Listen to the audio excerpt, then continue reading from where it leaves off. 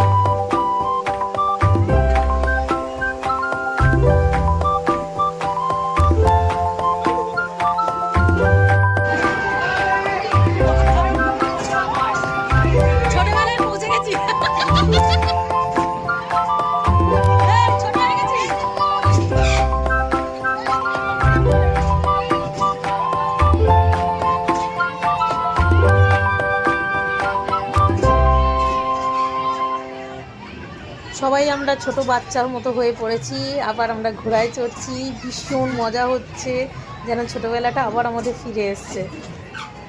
তো দারুণ লাগছে, সবাই মনে হয় চড়েছে এটা আমাদের ছোটোবেলা থেকে। তো ভীষণ একটা মজার রাইড। এখানে খাওয়া দাওয়া চলছে আমাদের পিকনিকের, সকালের টিফিনে সব কিছু চলছে। কচুরি, ডিম সেদ্ধ, আলুর দম, খেতেও ফাটাফাটি হয়েছে। এই যে আমাদের বৌদি আমাকে সাহায্যে খাওয়ার জন্য। এটা পরে বলবে না, ব্লগ যাবে কিন্তু ইউটিউবে, তুমি খাওয়াচ্ছ ওটাই আসবে।